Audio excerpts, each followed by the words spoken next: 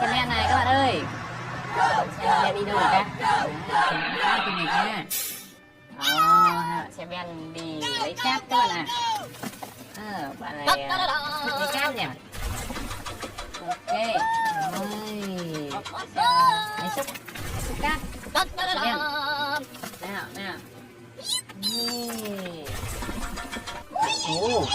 không một mặt. Xe ben to hơn. Bạn xe ben nghĩ cái trò gì đấy? Xe ben nhìn thấy cái hồ nước hay sao vậy? Bạn đi xuống đây này. Ui, một dàn xe xúc đẹp chưa? Đẹp chưa các bạn ơi? Gì? Xe xúc này nhìn thấy bạn xe ben ở dưới rồi. Đang muốn làm gì đây? Đi rủ đi chơi à? Hai bạn này rủ nhau đi chơi này, rủ nhau đi tắm này, rủ nhau đi tắm mương này. Nát thế. Đấy, đừng bơi, nguy hiểm nhá. Đây rất là nguy hiểm đấy. Các bạn đứng không được đứng ở mép sông mép hồ gần này đâu nhá. Ôi này gì đây? Ôi không. Ôi nước có sâu không? Ôi nước sâu rồi. Hỏng rồi. Không đâu, không cứu nào. Ê, xe ben.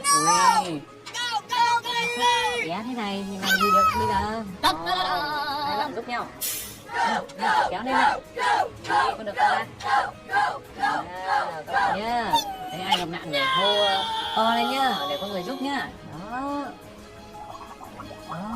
vì đâu phải lúc nào mình cũng giúp được đâu, sức rồi các bạn mà. Đấy, thế là này. Đấy, sự cứu thương đến rồi, đúng rồi, chúng ta phải đó. Bạn sẽ cứu thương, đó, cứu hộ này. Let's go. Đó, bạn sẽ khỏi xuống rồi. Cứu thương đến. Bạn sẽ khỏi đến rồi.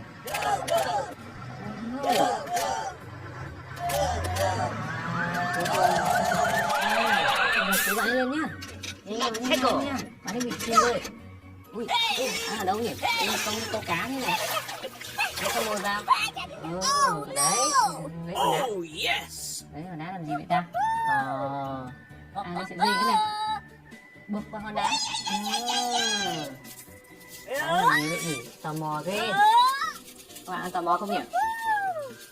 Lấy sợi dây, buộc qua con đá, không biết làm gì luôn. Bạn bắt vào đây.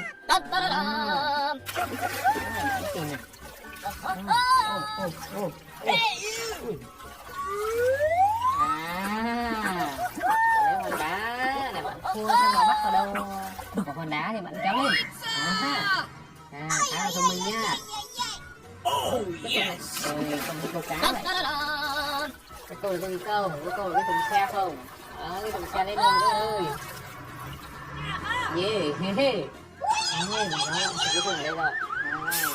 Chị cứu cho bạn nha. No. Không đúng. Đấy, đúng rồi. Rồi, chắc rồi nhá. Sẽ có thương có đồ nghề này. Con dao làm gì? Búa nha. Búa gõ cho chắc này. Con. Đấy, gõ vừa thôi nhá. Gõ nhiều đẹp khủng. Rồi. Đẹp chưa? Đấy. Không được đi chơi ở trong này nguy hiểm nhá. Nào. Xe ben là bê tông hờ. Đấy là gì ta? Cái cầu rất khá nguy hiểm. Đấy, bạn này đi chậm đường chậm. Bạn này thông minh chưa?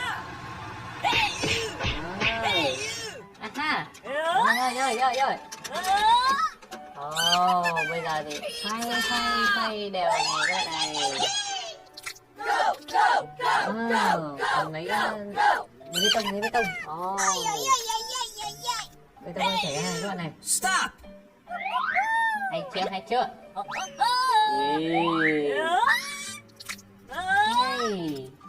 giờ chúng ta sẽ đổ bê tông ra đây.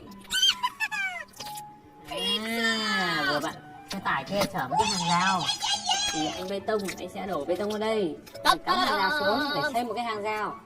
Đó, để cái xe đi vào đây không bị nguy hiểm nữa các bạn ạ. Hay chưa? Bê tông kìa. Wow. Hàng rào đẹp chưa? Đó, đặt vào đây. Ok, ok, ok. Yeah, yeah, yeah, yeah. Thế nào? Wow. Hey. Đây, nguy hiểm nha, rất sâu nguy hiểm nhá. Đấy, đặt vào đây ạ. Ở đây có nước sâu, không được nhảy xuống đây tắm, rất là nguy hiểm. Đẹp chưa, đẹp chưa? Ta ta ta ta ta ta. Wow, hôm nay chúng ta có một chiếc tàu hỏa này các bạn ơi. Anh bật tàu hỏa nó chở cái gì đây? Chở cái gì đen đen này các bạn ơi. Wow, than à? Wow, ui, xe đi qua dây tàu hỏa này. Hơi nguy hiểm nhỉ. Wow, tàu hỏa đi đến kìa. Ui, ui cha, ôi không, hai bạn đụng trúng nhau rồi. Quá, ở đây chúng ta có anh bạn cần cẩu và anh xe tải. Giúp các bạn lên nè. Wow, anh bạn tàu hỏa nhé. Rồi, ở đường dây nào. Cái thùng hàng này, cái thùng hàng không đổ ra luôn rồi các bạn ơi. Thấy chưa? Đi thôi, đi thôi. Rồi, bạn tàu hỏa đi qua đây nhá.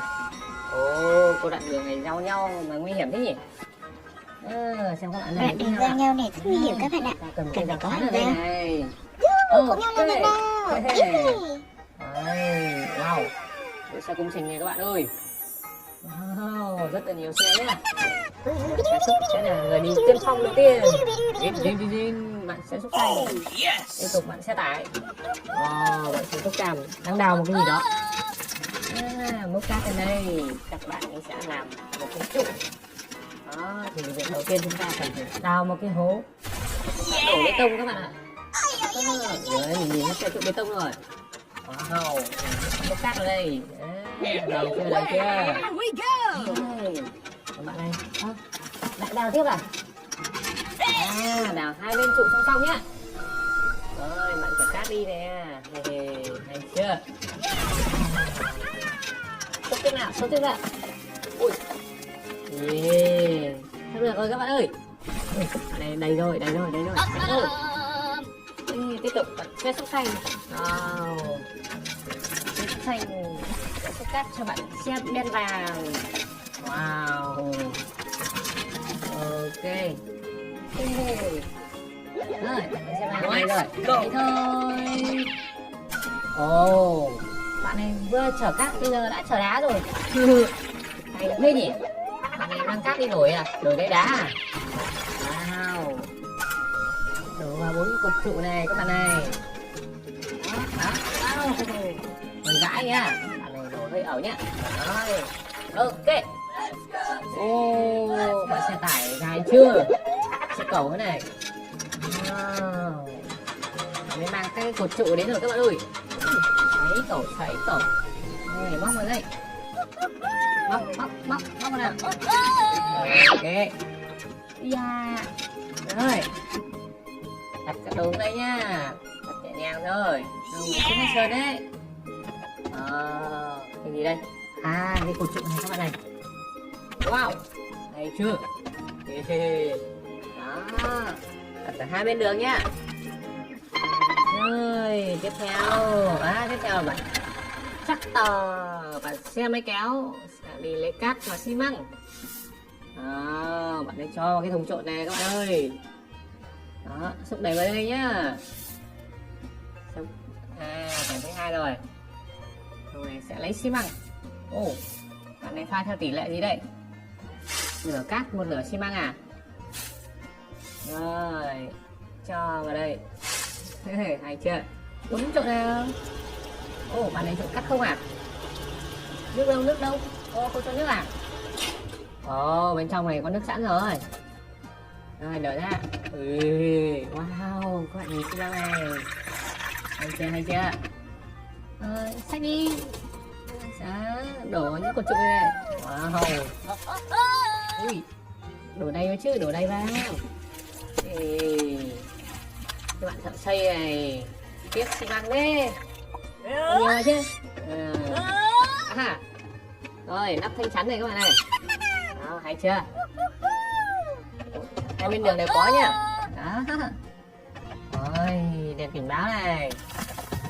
Đó, chúng ta sẽ cảnh báo là có tàu hỏa sắp đến. Các bạn xe phương tiện sẽ dừng lại. Đoàn tàu đang chạy rồi các bạn ơi. Đó, đèn đỏ báo hiệu này. Chặn lại, các xe dừng lại. Đó, tàu hỏa đi qua an toàn này các bạn ơi, không sợ bị đâm nữa rồi. Hay chưa? Đèn xanh rồi, các phương tiện lại được đi nhá. Rồi, các phương tiện bây giờ để bò qua cũng được. Hay chưa? Máy cày này các bạn ơi. Xe đen nữa này. Hai người chơi thân với nhau à? Hay chưa? Rất là ngầu nghĩnh nha. Ôi, hai người đi chơi ở đâu đây? Có một cái bập bênh này. Để mình đi trước nào. Rồi, tới nhá. Cái này đâu đây cho cân này. Ui, không leo được. Đấy, hay chưa? Wow, cái bể bơi này. Nhà anh bạn này đẹp thế. Cái bạn này có nhà xinh như ở cái chùa cái gì các bạn nhỉ? Bạn ra lấy gì để tưới nước à? Múc nước này. Múc nước tới cây à? Tưới cây quả của anh bạn nhá. Quả vàng sắp chín rồi này, ngon chưa?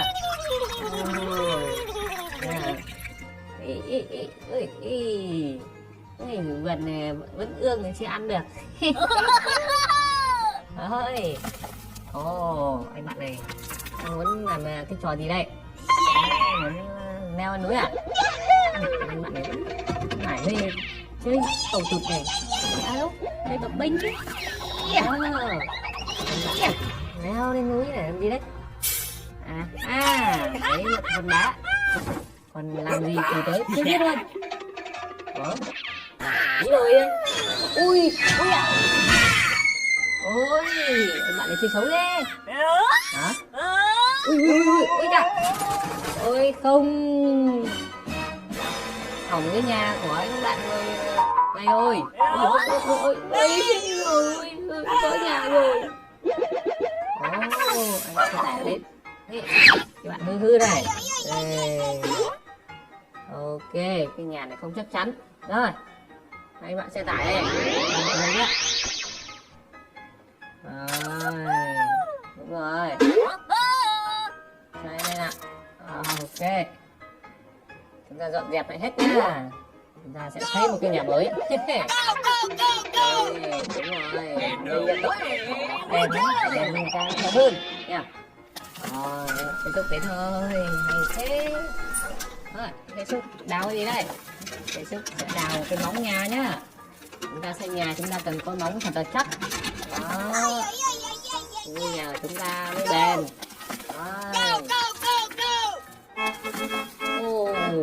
Bạn này sở trộn đá và những cái răng thép này các bạn ơi. Chúng ta đổ đá đây nhá. Đá chưa?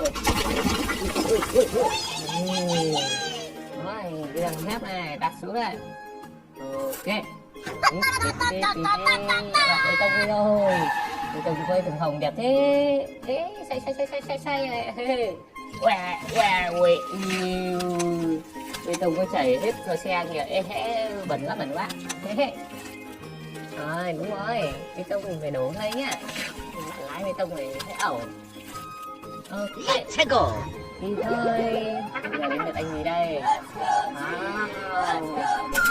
Xe cầu, xe tải. Cái mảnh ghép nhà đến với bạn này.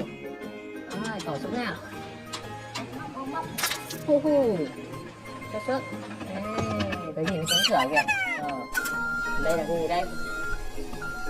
Đây là phần móng hay là phần ướt tường. Các bạn biết không nhỉ? Đây là ướt tường nè.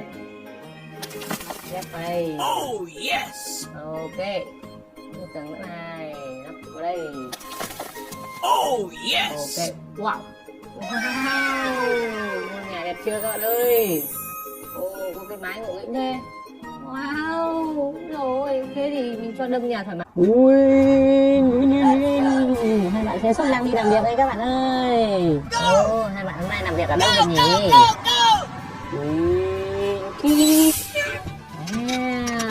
Đến nơi làm việc rồi. Wow, có một bạn xe tải hồng đang chở ống nước các bạn ơi. Wow, hai bạn sẽ giúp mình làm việc này các bạn ơi. Mình biết rồi, các bạn ấy đang đào hố để làm đường ống nước đấy các bạn ơi. Hay chưa, hay chưa? Rất khỏe này các bạn này.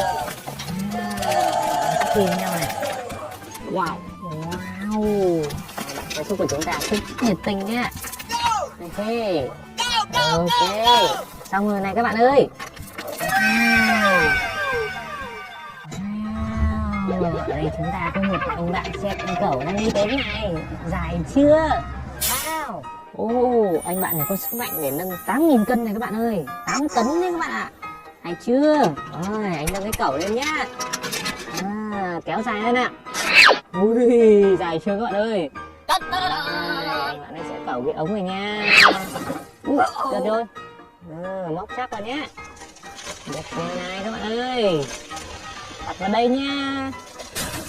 Wow, ok. Wow, một chiếc ống nước đã được đặt xuống rồi. Chúng ta đặt chiếc ống tiếp theo nhá. Rồi, thẳng hàng nối vào nhau nào. Hay chưa các bạn ơi. Tiếp tục nhá. Móc tiếp bạn này. Đấy, hay chưa? Chúng ta sẽ rải một lớp cát xuống đây nhá. Một lớp cát xuống đây này. Ok, đây. Tiếp nha. Được rồi này. Ok, chúng đi lấy đá nha. Một bãi đá ở trước này các bạn ơi. Hey bạn trẻ, chở đá giúp mình nhá.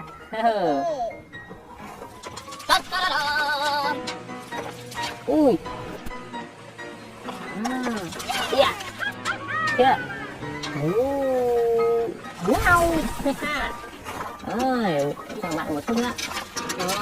Bạn chở thế rồi nhá, để đi đỡ vãi nhá. Ok, để đi trước đấy. Tự nhiên lấy đá đây. Ok, bạn đừng yên nha. Mình sẽ xếp đá cho bạn. Nè. Wow. 2 gầu nè. 3 gầu, ôi gầu toàn cát thôi. Cho một cầu đá. Ok. Rồi. Tới đi đây. Win.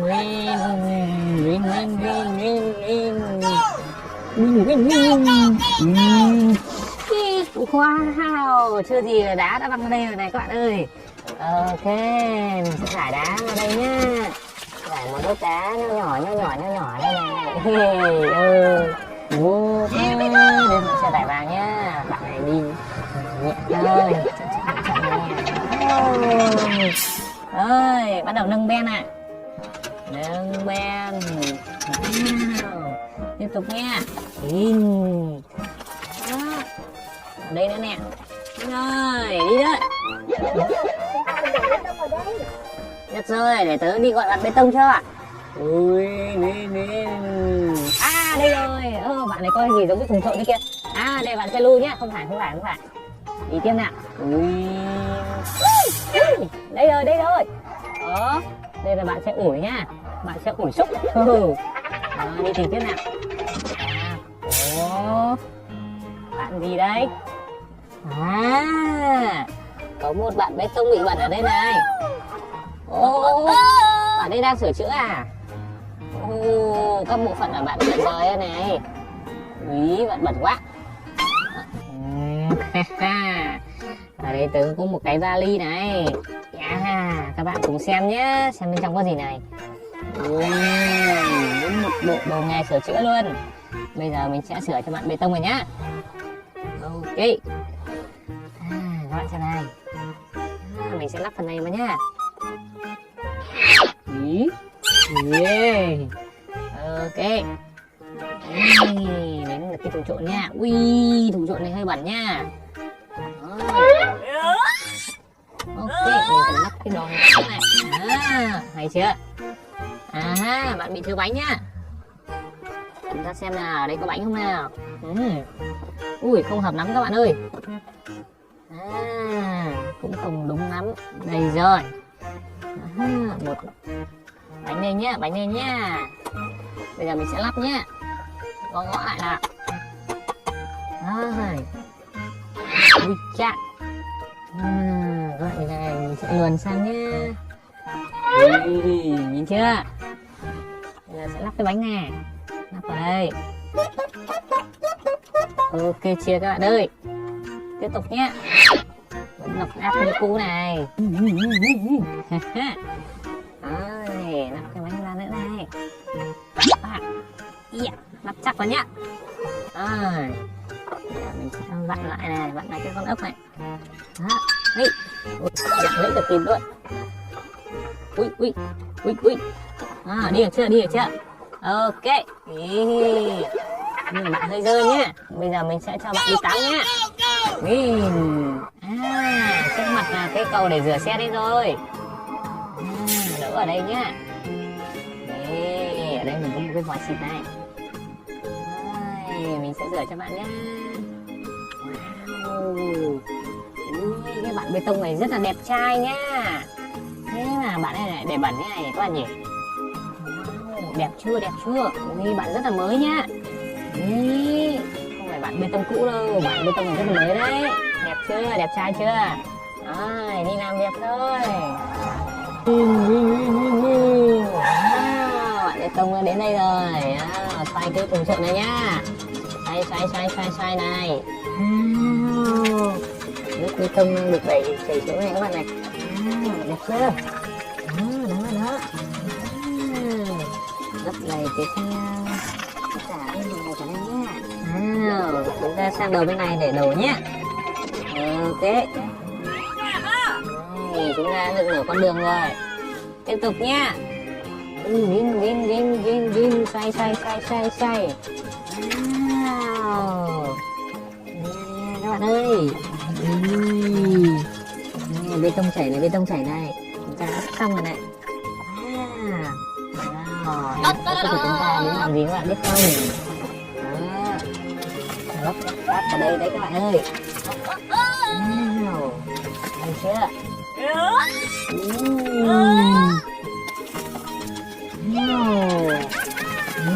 Lắp xong vào đây này. Ok. Wow, đường ống đã được chúng ta lắp đặt thành công rồi các bạn ơi. Yeah. Hey. Hôm nay anh bạn xe tải chúng ta đi lấy đá này các bạn ơi. Wow. Anh lấy đá từ anh bạn xe xúc này. Yeah. Wow, một anh bạn xe xúc màu cam nhá. Có cái cần này rất là khỏe nhá. Anh bạn xe xúc này. Xoay sang đây. Đổ đá nha. Wow. Bạn sẽ xúc của chúng ta thích xúc những hòn đá to này các bạn này. Tiếp tục này. Hay chưa? Wow, một cái gầu rất là đầy nhá. Một gầu cuối cùng này. Đi chở đá thôi. Nè.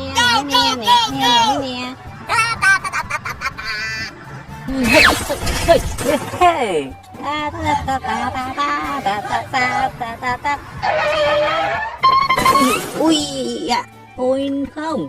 Win. Yeah, đi công trường rồi. Chúng ta cùng đổ đá nha. Nâng ben nào. Wow. Hả? Ôi không. Đá của tôi đâu hết rồi. Mình có đánh rơi ở đâu không nhỉ? Mình sẽ quay lại tìm. Ủa, đá của mình ở đâu rồi nhỉ? Ôi không. Đá của mình đây rồi. Mình cần sự trợ giúp. Các cậu ơi, lên đường. Ok, đi chậm thôi, chờ tao với. Sao ngủ thế đây?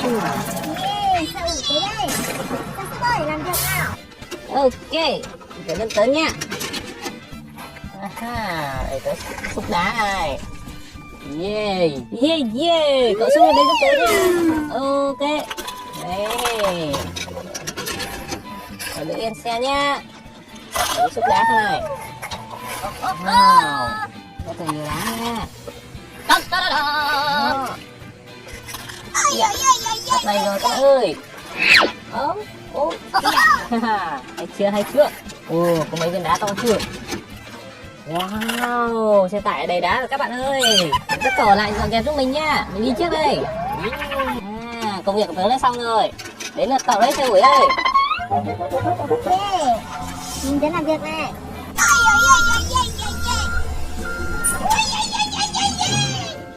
Đến lượt bạn xe rác ơi. Yeah, cuối cùng cũng đến lượt tớ. Ôi, tớ sẽ lấy cái chổi quét này ra để quét đường sạch sẽ nhá. Tiếp tục cái chổi quét ở bên này nhá. Rồi, chúng ta cùng dọn sạch đường nhá. Rồi, quét sạch đường này. Quét đường này các bạn ơi. Wow.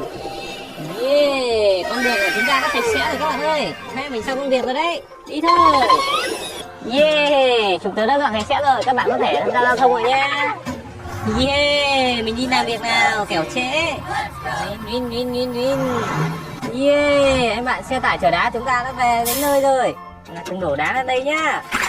Wow, đã xong công việc rồi. Win. Các bạn ơi, xe tải đã đi chở cát này. Wow. Xe tải đấy rồi. Lùi đi bạn ơi, lùi đi. Tớ lùi nhá. Này, win. Lùi nào. Ôi không, bạn xe tải. Yeah, đi giúp các bạn ấy thôi. Win. Xe cần cẩu ơi, giúp bạn ấy đi. Rồi, yên tâm, sẽ giúp các bạn ấy nhá. Đầu tiên này, tớ sẽ thả cái dây này xuống này. Tớ nâng cái cẩu lên. Bây giờ tớ sẽ thả cái móc xuống nha. Wow, cẩu của tớ dài chưa? Ok. Đó, nhìn cái móc của tớ chưa? Tớ sẽ móc vào xe tải nha. Cố lên nào. Yeah. Rồi, chúng ta cùng lên nhá. Yeah. Cố lên. Yeah. Cố lên. Sắp được rồi, cố lên. Yeah. Được rồi. Ok, còn cái bánh này đặt vào đây, chúng ta cùng về ra nhá. Pin.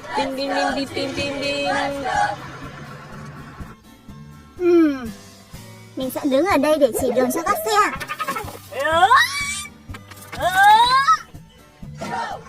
Tới trước. Đây. Ê, dừng lại.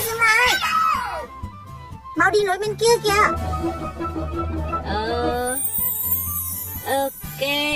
Biết rồi. Đi thôi. Wow. Tới đi. Ê, này, dừng lại. Ui. No. Ui, tôi không lên được. Để mình giúp các bạn nhé. Bắt lên đây. Hey dạ. Nặng quá. Cố lên. Yeah. Mệt quá. Ôi, làm sao bây giờ? Chúng ta đã về đến gara rồi. Yeah, mình sẽ mở cái hộp kỹ thuật này ra nha. Wow, trong hộp này có gì nhỉ? Một đống dụng cụ này. Rồi, mình sẽ sửa chữa cho bạn nha. Ok. Bạn ấy bị dày bánh nè. Chúng ta phải lắp lại trục nha. Đó. Lắp lại cái bánh này. Wow. Cần gõ lại cho chắc nha. Bắn một khoan nhanh hơn. Phong. Đấy, được rồi. Yeah. Wow. Cảm ơn các bạn nha. Mình đi làm việc tiếp đây. Win. Đó. Bạn đang làm gì vậy? Mệt quá. Bạn mau giúp tớ đi. Hả? Ui, chuyện nhỏ để mình giúp nha. Rồi, đưa cho mình cọng dây. Sẽ quấn chặt vào nha. Nè, mình sẽ kéo bạn đây nhá. Tới đi. Wow, bạn xe đua đã được thoát khỏi thành công rồi nè. Yeah. Này, Còn một bạn nữa kìa. Ui đi, đứng ra. Ơi, xuống cái hố làm gì? Lên ạ. Lên nào, lên nào, lên nào.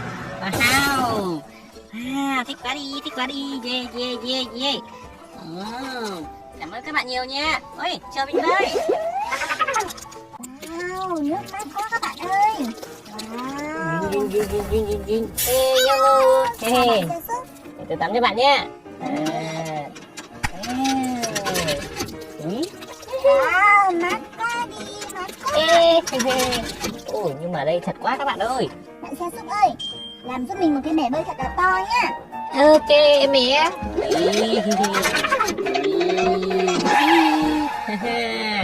Mình sẽ làm một cái hồ ở đây nhé.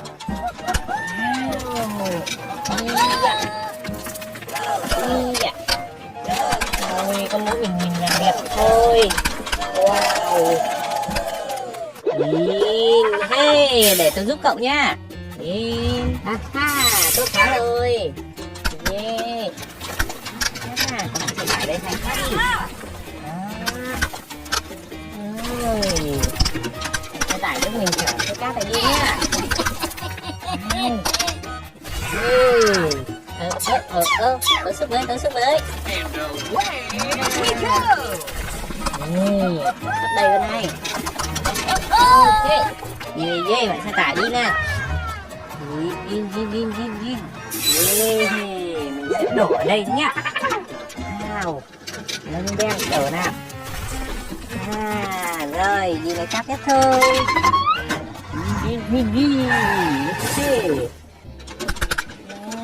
Lấy cát tiếp nhá.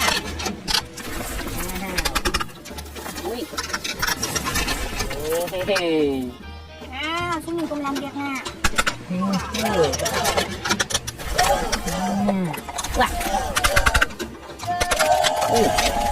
Yeah. Đây rồi. Wow. Chiếc hố chúng ta hoàn thành rồi này. Sẽ lưu đi làm việc này các bạn ơi.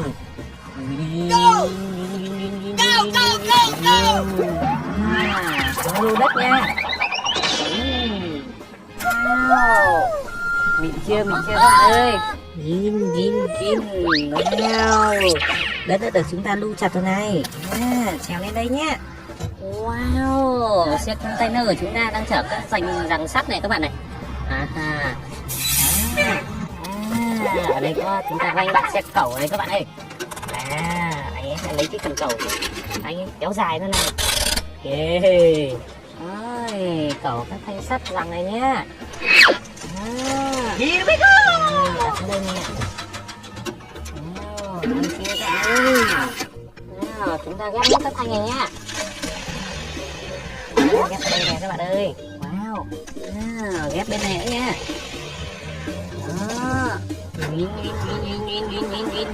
Tránh đường bê tông đến đây, bê tông đến đây này các bạn ơi. Bê tông đến nha. Wow, xây dựng bê tông chúng ta rất đẹp nha. Xoay thùng trộn nào.